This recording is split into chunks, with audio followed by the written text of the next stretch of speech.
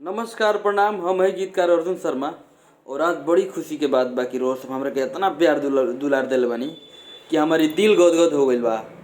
हमारे एगो गाना रोज सब बहुत हिट करौनी है। चौक चौराहा तिलक बिया में खूब जम के बादल ह, एकदम गर्दा भइल ह। ई सब रोज सबका आशीर्वाद रहल। सोना के सिकड़िया दिल्ली शहर से लैया हो। ये गाना के रोज सब प्यार दिल बानी। आज 150 मिलियन हो गइल बा। आज हम बड़ी खुश बनी वही खातिर वीडियो बनाओ तनी। और हम धन्यवाद देम वेव कंपनी म्यूजिक कंपनी के जे हमरा गाना के रिलीज कइल। और धन्यवाद देम रोशन सिंह जी के जे म्यूजिक बनाइल।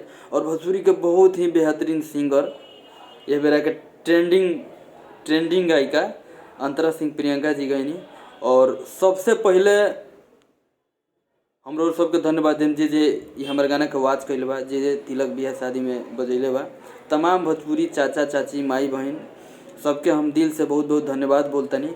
और हाथ जोड़ के विनती बा कि जे भी हमारे वीडियो के देख रहल बा और जे भी हमारा गाना सोना के सिकड़िया दिल्ली शहर से लैया हो देखले बा, ओके हम चरण छू के से प्रणाम करतनी।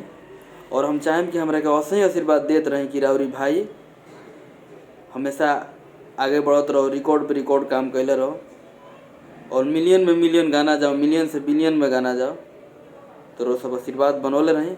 और हम यही में मिलो तनी एगो बहुत ही अच्छा मित्र भोजपुरी के बहुत ही अच्छा गाय रत्नेश सिंह जी से। नमस्ते प्रणाम। आज बड़ी खुशी के बात बा कि भाई अर्जुन शर्मा जी के गाना सोनवा के सिकड़िया के 150 मिलियन क्रॉस कर गइल बा, 150 मिलियन पार कर गइल बा।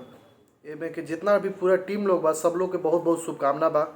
रोशन सिंह जी, अंतरा सिंह प्रियंका जी, अर्जुन शर्मा जी यही तरह अपन ही रिकॉर्ड पर रिकॉर्ड कायम करत रहस। अभी भी बैठल बाड़े राइटिंग पे ही, आप सब खातिर मेहनत कर रहल बाड़ा और बढ़िया बढ़िया गाना पर तैयारी चल रहा बा जे ऐसे भी बेहतरीन गाना हो कि आप सबके प्यार आशीर्वाद यही तरह बनल रहो। और अगेन अर्जुन शर्मा जी के बहुत बहुत शुभकामना बा, ढेर सारा शुभकामना बा कि माई के आशीर्वाद इनका पर बनल रहो और यही तरह खूब बढ़िया बड़ा बड़ा रिकॉर्ड बनावत रहस। जय माता दी।